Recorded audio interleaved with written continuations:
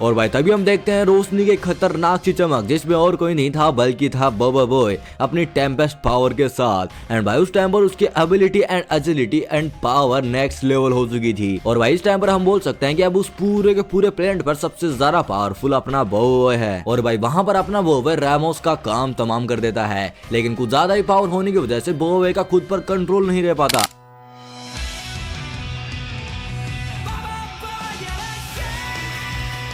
कहानी की शुरुआत हम देखते हैं अपनी झूला गैंग को, जो कि मिशन से वापस आ चुकी थी। अब बॉय सोच रहा था कि वो कैसे अपनी नई एलिमेंटल पावर को अनलॉक कर सकता है। माँ कसम इस बार तुम्हारा भाई थर्ड लेवल एलिमेंटल पावर को मास्टर करके दिखाएगा। यार 2 सीजन बीत चुके, अभी तक लोगों को थर्ड लेवल एलिमेंटल पावर के नाम पर बाबा जी का ठुल्लू ही मिल रहा है। लेकिन तभी वहां पर एंट्री होती है फैंग के शिप की, जिसे एना और जिंग चला रहे थे। एंड पता लगता है कि फैंग उनको स्पेसशिप चलाने का इंचार्ज बना हुआ है। एंड इन्हें देखकर ये लग रहा था कि शायद ये कोई ऑटो रिक्शा चला रहे हैं। अब ऐसा देखकर फैंग यंग को फेल कर देता है। एंड देन बारी आती है एना की, जो कि बोलती कि भाई मैंने 75 बार इसका मैनुअल रट लिया है, लेकिन परिणाम एकदम सेम था। फिर बाद में आता है गोपाल, जो कि बोलता है कि चलो उसे मैं उड़ा कर देखता हूँ। एंड वो लुंडा बिना किसी की मदद के आराम से उसे उड़ाना सीख भी लेता है। अब जैसे ही वो घर जा रहा होता है, तभी उसे रास्ते में एक स्पेसशिप नजर आता है, जिसमें से एक बंदे की एंट्री होती है, जो कि गोपाल से पूछता है कि क्या तुम्हें पता है कि बॉबी बॉय कौन है? एंड ये सुनने के बाद गोपाल उसे बोलता है क्या बॉबी बॉय? अरे बॉबी बॉय नहीं, वो बॉय है। एंड ये सुनकर वो उसे पकड़ कर ले जाता है। अब वही बंदा बॉय को मैसेज भेजता है एंड बोलता है कि अगर तुम्हें गोपाल को बचाना है तो पार्क में अकेले आ जाओ। अब अपना लोंडा निकला असली जिगरी यार, इसलिए वो पार्क में अकेले जाता भी है। वहीं दूसरी तरफ हम देखते हैं अड्डू को, जो कि अपनी टेलीपोर्टल वॉच को सही कर रहा होता है, जो कि पिछले पार्ट में टूट गई थी। तुम्हें पता होगा, अगर देखा है तो। नहीं देखा है तो डिस्क्रिप्शन में लिंक जाकर देख लेना। एंड वो उसे ठीक करने की कोशिश करता है, लेकिन उसमें एक स्पेयर पार्ट की कमी थी, जिसे लाने के लिए वो बेगो को फोन करता है। एंड दूसरी तरफ हम देखते हैं कि बॉय से वो बंदा मिलता है एंड अपना नाम बताता है मारीपोस, जो कि बॉय से बोलता है कि तुम्ही ने तो रेटाका को मारा था एंड इस पूरी धरती में सबसे ज्यादा पावर तुम्हारे ही पास है, तो आओ लड़ो मुझसे एंड इस गोलगप्पे को बचा कर ले जाओ। लेकिन तभी वहां पर एंट्री हो जाती है फैंग की, जो कि उसे अब चुपके बचा रहा था। एंड मारीपोस उसे देख लेता है एंड बोलता है कि तू आजा, पहले तू मुझसे भिड़ ले। अब यहाँ देखते हैं कि फैंग मारीपोस को कोई गली का गुंडा समझ रहा था, लेकिन मारीपोस उसे दिखाता है कि लोंडे में कोई बच्चा नहीं हूँ। एंड वो दिखाता है उसे अपनी इल्यूजन की पावर, जिसे देखकर फैंग वाज लाइक, और वो फैंग को एक खतरनाक सा घूसा मारता है एंड फैंग जस्ट बेहोश। देन बारी आती है बॉय की एंड बॉय यूज करता है अपनी थंडर एलिमेंटल पावर को एंड दिखाता है उसे अपनी एजिलिटी। लेकिन मारीपोस भी इल्यूजन का बाप था, जो कि उसके अटैक से बार बार बचता ही जा रहा था। एंड इसी के साथ मारीपोस साइक्लोन पावर भी यूज कर रहा था, जिसके कारण गोपाल खुल जाता है एंड वो एना और रिंग को फोन कर देता है एंड इन सभी चीजों के बारे में बता देता है। देन वो वहां पर जा ही रही थी, लेकिन रास्ते में एक मोहतरमा की एंट्री हो जाती है। फिर सीन शिफ्ट होता है उनकी फाइट की तरफ, जहां वो यूज करता है अपनी साइक्लोन पावर को एंड दोनों एक दूसरे को खतरनाक तरीके से टक्कर दे रहे थे। लेकिन वो साइक्लोन एकदम फास्ट एंड पावरफुल था, इसलिए वो उसके अटैक से आराम से बचता ही जा रहा था। और जब उन दोनों के फाइनल अटैक की बारी आती है, तभी वहां पर यिंग और याया उन्हें रोक लेती है। फिर बाद में उन्हें पता लगता है कि भाई वो विंदारा प्लेनेट की राजकुमारी है, जिनका नाम है प्रिंसेस कुपितेरी। एंड उन्होंने मारीपोस को बॉय की पावर को टेस्ट करने के लिए भेजा था कि लोंडे में दम है या फिर नहीं। एंड वो बॉय से सीधे बोल देते कि मुझे मेरी टेम्पेस्ट एलिमेंटल पावर वापस दे दो। एंड ये सुनकर आई वाज लाइक तुम्हारी टेम्पेस्ट एलिमेंटल पावर? लेकिन आगे देखने में मुझे पता चला कि हाँ यार, पावर तो इसी की है एंड तुम्हें भी आगे देखने में पता चल ही जाएगा। अब भाई ये सुनने के बाद मेरा खून एकदम खतरनाक तरीके से खोल चुका था एंड मेरा मन बोलने लगा कि क्या टेम्पेस्ट पावर वापस चाहिए, वही पावर जिसके लिए बॉय ने दिन रात इतनी ज्यादा मेहनत की थी, इतने सारे लोगों से भिड़ा था, दिन रात जागा था एंड जिसके लिए उसने इतना ज्यादा टाइम दिया था।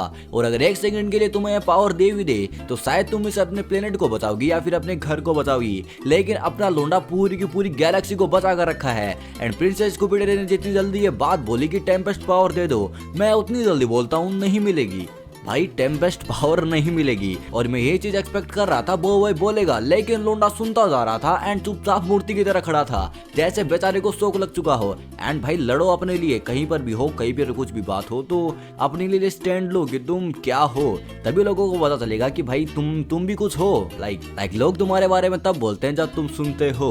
लाइक ऐसा नहीं कि कुछ भी कोई भी बोले तो सुनो मत, हाँ सही चीज बोल रहा है तो सुनो, लेकिन अगर तुम्हें लगता है कि बंदा गलत है तो अपने लिए स्टैंड लो। तो आज का ज्ञान यही खत्म, अगला ज्ञान अगले वीडियो में। और इसी बीच हमें दिखा जाता है डूडू को, जो कि बेगोगो को अपने बेस पर बुला लेता है एंड वो बोलता है कि मैं तुम्हें ये स्पेयर पार्ट 20 सेट्स में दे सकता हूँ। एंड यहाँ हम देखते हैं कि अपनी झोला गैंग प्रिंसेस के साथ उनके प्लेनेट विंदारा पर जा रही होती है, जब वो उनसे पूछता है कि आपने हमें अपने प्लेनेट पर क्यों बुलाया। देन वो उन्हें अपनी पावर की मदद से कुछ चीजें दिखाती है, जहाँ वो देखते हैं कि पहले विंदारा एकदम खतरनाक जगह हुआ करती थी, एकदम सुख शांति से भरी जगह है। लेकिन एक दिन रेटाका वहां आ जाता है, जिसने मुझसे मेरी एलिमेंटल पावर छीन ली, जिसके बाद मैं ककून में चली गई ताकि रिकवर हो सकूं। और मैंने प्लेनेट की रक्षा का जिम्मा एक भरोसेमंद इंसान रामोस को दिया था। लेकिन जब मैं 100 साल बाद उठी थी, तब मैंने देखा कि रामोस ने सब कुछ बदल दिया है। मतलब उसने विंदारा को एक नरक से भी खतरनाक जगह बना दी है, सारे लोगों को कब्जे में कर लिया है एंड विंदारा की भूमि पर खतरनाक तरीके से व्यापार करने लगा है। लेकिन लेकिन लेकिन अब तुम सोच रहे कि भाई पावर तो रेटाका ने ली थी, बोवे का इसमें क्या लेना देना। तो भाई होता कुछ ऐसा कि रेटाका एक खतरनाक विलन हुआ करता था, जो कि सारे जो एलिमेंटल मास्टर है उनको जाता था, मारता, उनकी पावर को ले लेता। लेकिन एक बार उसका सामना हुआ था अपने क्रिस्टल एलिमेंट के मास्टर टोकाबा से एंड उन्होंने उसे पेल दिया एंड उसकी जो पावर हुआ करती थी उस अपना जो ओचोवर्ट है ना उसमें सील कर दिया। एंड वो ओचोवर्ट की जो पावर थी वो बोवे के पास आ ही जाती है। लाइक इनडायरेक्ट रूप से ये जो पावर है वो अपनी प्रिंसेस कुपिडेरी की है। तो अब तो तुम समझ गए होंगे। अब ये सब देखने के बाद अपनी झोला गैंग समझ चुकी थी कि भाई बात है क्या। लेकिन जैसे वो विंदारा प्लेनेट के पास पहुंचते हैं, तभी रामोस को खबर लग जाती है एंड वो भेज देता है अपनी सेना को। एंड रामोस की सिपाही उनकी शिप पर हमला बोल देते हैं एंड उसे पकड़ लेते हैं। एंड जब तक वो उनके पास पहुंचते तभी सारे के सारे सैनिक आ चुके थे, जो कि एकदम टिड्डे जैसे लग रहे थे एंड गोपाल उनसे डर भी रहा था। लेकिन उनमें से अचानक 2 लोग और आते हैं, जिनमें से ये पिंक वाली का नाम है सबेला एंड इस नीले वाले का नाम है चकाला। और आगे हम देखते हैं कि वहां पर उन सभी का खतरनाक तरीके से पंगा हो जाता है एंड अपने लोंडे उन्हें भगा भगा कर मारते हैं एंड उस छेद को भी बंद कर देते हैं। लेकिन सबाला एकदम नॉर्मल नहीं थी, क्योंकि वो बहुत ही ज्यादा खतरनाक एंड फास्ट थी एंड चकाला खतरनाक तरीके से चिल्ला सकता था, जहां पर सबेला यंग और येना को पेल देती है। अब सभी को हारता हुआ देखकर बोबो थंडरस्टॉर्म और बोबो सोलार फ्यूज हो जाते हैं एंड बन जाता है बोबो सुपरा। एंड बोबो सुपरा एक्सट्रीम फास्ट था, जिसके बाद वो यूज करता है सुपरा बीम को एंड सभी को हरा देता है। लेकिन ये अपनी सोच पर ही सीमित था, मतलब अभी भी सबेला, चकाला और उनकी सेना का कुछ लोग जिंदे थे। मतलब ये सब चीजें देखने के बाद मुझे लगा कि यार ये इतनी सारी पावर यूज करने के बाद भी ऐसा क्या हो रहा है। लेकिन बोबो में प्रोटीन की कमी होने की वजह से फैंग एंड प्रिंसेस कुपेटेरी से साइड में ले जाते हैं एंड बाकी लोग दूसरों से भिड़ रहे थे। अब यहाँ पर हम देखते हैं कि प्रिंसेस कुपेटेरी उन्हें एक अलग ही स्पेसशिप में बिठाकर वहां से भेज देती है एंड खुद पकड़ी जाती है। एंड जाने से पहले वो बोबो को बोलती है कि अगर तुम इस गैलेक्सी के सच्चे प्रोटेक्टर हो तो भाई तुम्हें विंदारा को भी बताना होगा। एंड वहां से जाने के बाद अपने लोंडे गिरते हैं सीधे एक रेगिस्तानी जगह पर, जहां पर वो बोलता है कि अगर मैं प्रिंसेस कुपेटेरी को सारी पावर दे देता तो शायद आज हमारे साथ ऐसा कुछ नहीं होता एंड वो शायद प्लेनेट विंदारा को भी बचा सकती थी। लेकिन मैंने ऐसा नहीं किया एंड ये जो भी हुआ है वो सब मेरी ही वजह से हुआ है। लेकिन फैंग उसे थोड़ी शांत बना देता है एंड बोलता है कि भाई तूने जो भी कर सकता था वो तो तूने किया था, लेकिन जो हो चुका वो हो चुका, अब इसे हम बदल नहीं सकते। लेकिन अब तुम्हें अपनी थर्ड लेवल एलिमेंटल पावर को अनलॉक करना होगा एंड उसे पेलना होगा। एंड तभी हम देखते हैं कि वहां पर एक खतरनाक सा तूफान आ जाता है, जिसमें वो फिक्स जाते हैं। और आगे हम देखते हैं कि वो लोग प्रिंसेस कुपेटेरी को वहां से ले जा चुके थे एंड बाकी लोग जो बचे थे वो कहीं पर अटक चुके थे एंड उनके अटकने का कारण था एना और यंग, मतलब उन्होंने उस शिप को उड़ाया एंड कहीं पर फंसा दिया। लेकिन दूसरी तरफ हमें देखने को मिलता है एडुडू, इसे वो स्पेयर पार्ट मिल चुका था एंड उसके हेल्प से वो अपनी टेलीपोर्टल वॉच को एकदम सही कर लेता है एंड उससे टेलीपोर्टल भी बनाता है एंड उसकी एंट्री सीधे होती है प्लेनेट विंदारा पर। लेकिन उसकी जो एंट्री होती है वो एकदम अंधेरी जगह पर होती है, मतलब उसे खुद नहीं पता था कि वो कहां पर आ चुका है। वहीं आगे हम देखते हैं कि फैंग और बोबो तूफान से घिरे पड़े थे एंड उनकी सारी की सारी जो एनर्जी थी वो खत्म भी हो चुकी थी। लेकिन फिर भी बोबो अपने एलिमेंटल पावर का यूज करता है एंड उसकी पावर कम होने की वजह से उसके फर्स्ट स्टेज ही सामने आते हैं, क्योंकि बंदे में प्रोटीन की कमी थी एंड एनर्जी भी खत्म हो चुकी थी। लेकिन फिर भी वो लोंडे काम करते हैं एंड फ्लाई जाता है एक ढंग की जगह को ढूंढने के लिए ताकि वो रात गुजार सके। लेकिन रास्ते में अपने लोंडों को कुछ बच्चे पकड़ लेते हैं एंड उन पर धावा बोल देते हैं एंड वो उन्हें लेकर जाते हैं पुराने से पहाड़ के अंदर, जहां पर उन्हें फ्लाई मिलता है एंड वो उनसे बोलता है कि इन बच्चों को मैंने भेजा था तुम्हें लाने के लिए। अब वहां पर अपने लोंडे मजे करते हैं, राइड करते हैं एंड चीजों को समझते हैं। लेकिन अपना फैंग थोड़ा ज्यादा गुस्से में था, मतलब उसे चीजें समझ नहीं आ रही थी। उसे लग रहा था कि भाई चीजें हमें ऐसे करनी है और तुम यहाँ पर बच्चों के साथ खेलने में पड़े हो। लेकिन तभी हम देखते हैं कि वहां पर चंदा मांगने के लिए रामोस का मैन हैंड आ जाता है एंड वो एक उड़ने वाला टिड्डा ही था। मतलब टिड्डे तो उड़ते ही हैं। अब उसके आने के कारण वो लोग वो और फैंग को कहीं पर छिपा देते हैं, लेकिन वो टिड्डा उन बच्चों को मजदूरी करवाने के लिए ले जा रहा था। एंड जैसे ही वो बच्चों को ले जाने की कोशिश करता है तभी अपने लोंडे वहां पर कूद जाते हैं। एंड भाई इस बार लोंडे गुस्से में थे एंड वो अपनी जो पावर का यूज करते हैं वो उनके लिए काफी होती है। मतलब वो मैन हैंड था, इसलिए मुझे लगा कि भाई इसमें कुछ ना कुछ तो पावर होगी, ये अपने बोबो को कुछ ना कुछ टक्कर देगा। लेकिन फैंग उसे उसकी औकात दिखा देता है एंड उसे एक रैकेट मार के पेलता है। एंड इसी बीच उसका नाम हमें पता लगता है कैप्टन मैरस है। हाँ, कैप्टन मैरस है। अब उसे हराने के बाद बोबो के पास बाकी लोगों का मैसेज आता है, जहाँ वो बाकी लोगों को अपनी लोकेशन भेजकर वहां पर बुला लेता है। वहीं दूसरी तरफ हमें दिखा जाता है प्रिंसेस एंड रामोस का दृश्य, जहाँ पर रामोस प्रिंसेस की पावर को ऑब्जर्व करने में लगा था। एंड हम देखते हैं कि डूडू अभी भी उस अंधेरी जगह पर फंसा हुआ है, लेकिन अपनी झुला गैंग इधर प्लान बना रही थी, जहाँ वो देखते हैं कि प्रिंसेस को रामोस कैपिटरी कैसल में लेकर गया है, जहाँ पर वो हाई सिक्योरिटी के अंदर कैद है। अब उनकी कुपिटरी पेरिस में जाने की बात को सुनकर वहाँ के दादाजी उनके पास आते हैं एंड उन्हें एक चाबी भी देते हैं एंड बोलते हैं कि तुम इनकी मदद से आर्मोरी डोर खोल सकते हो। एंड भाई उस डोर में जो सामान मिलने वाला है वो काफी ज्यादा फायदेमंद होने वाला है।